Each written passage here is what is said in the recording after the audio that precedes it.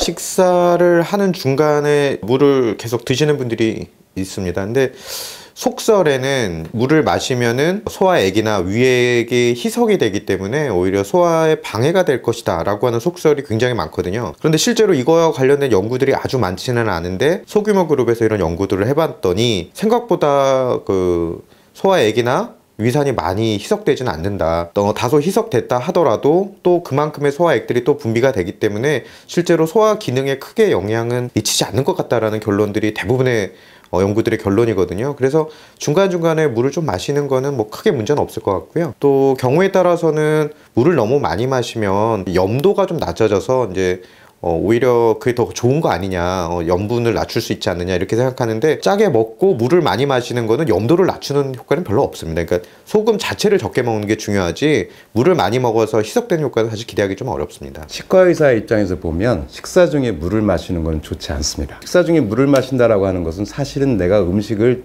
채 다 씹지 않고 그냥 넘기겠다라고 하는 뜻인 거거든요. 음식은 입안에서 충분히 저장이 돼서 씹어져서 분쇄가 되어지고 또 침에 들어있는 소화유제, 우리가 아밀레자라고 그러는데 그것과 잘 희석되어져서 넘어가져야 위에서 제 기능을 하고 또 소장에서 소화들이 잘 되게 되어 있습니다. 그런데 물로 음식을 삼키게 되면 당장 그런 타액도 희석이 될 뿐더러 사실은 씹어지지 않는 음식을 그냥 삼키는 것이죠. 소화의 첫 단계가 잘못 끼워지는 거기 때문에 식사 중에는 물뿐만 아니라 국을 먹는 것도 권하지는 않습니다. 국을 꼭 드셔야 된다면 따로 드시는 게 좋습니다. 국 따로 드시고 밥 따로 드시고, 그래서 따로 충분히 씹을 것들을 씹어서 침과 섞어서 삼키시도록 하셔야 됩니다.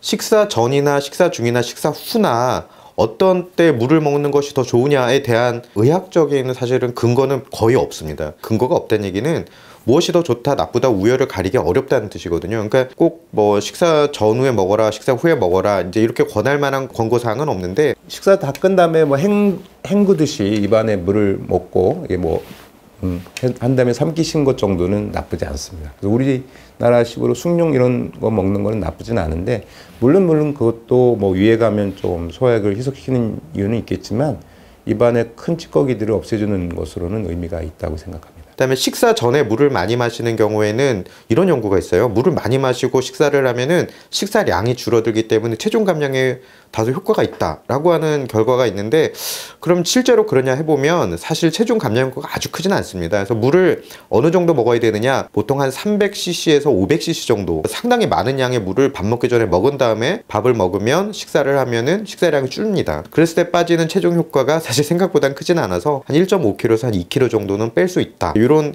연구들이 있는데 워낙 대규모 연구는 아니기 때문에 사실 뭐 근거가 아주 강력하다라고 보기 좀 어려울 것 같고요.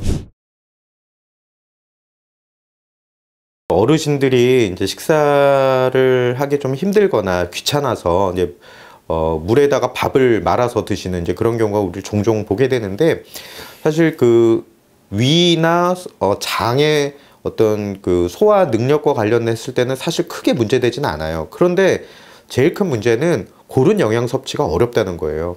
그러니까 우리가 상식적으로 생각해 보면 물에다가 밥을 말아서 드시면 무엇을 드실까 생각해 보면 다양한 영양소가 있는 반찬을 드시는 게 아니라 정말 물에 밥 말아 먹은 다음에 염분을 좀 짠맛이 좀 필요하니까 김치 같은 거 얹어서 드시거든요. 그러면 단백질이라든가 뭐 다양한 영양소들, 무기질을 다양하게 공급받을 수 있는 반찬은 다 제외하고 그냥 단순히 끼니만 채우기 때문에, 그런 면에서는 어르신들이 물에다가 밥을 말아서 드시는 거는 사실 좀 좋은 방법은 아닌 것 같습니다.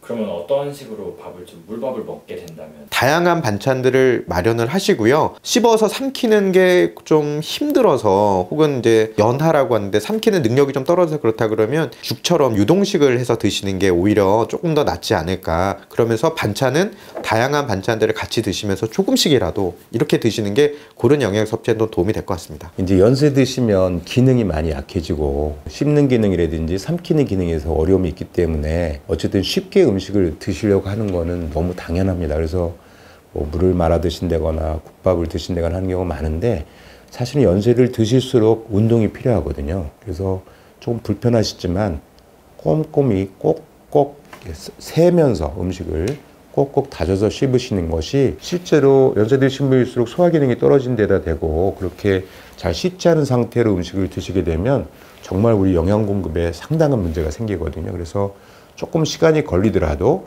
꼭꼭 씹어서 삼키시는 습관을 들여주시고, 서로 음식을 드시지 않더라고 하더라도 사실 나이 드시면 저는 껌도 좀 씹으시면 좋겠다라고 생각합니다. 이렇게 운동을 해주시는 것이 요 삼키거나 씹는 기능을 계속 유지하고 기능을 잃지 않는 방법이거든요. 우리가 나이 드실수록 좀 걸어 다니셔야 되는 거랑 똑같으세요. 나이 드셨다고 나 못 걸어서 휠체어 타고 누워 계시면 누워 계실수록 걷는 기능을 더 잃으시는 것처럼 씹는 것도 안 하시면 안 하실수록 씹고 삼키는 기능이 떨어집니다. 그래서 운동이다라고 생각하시면서 씹어 드셨으면 좋겠어요.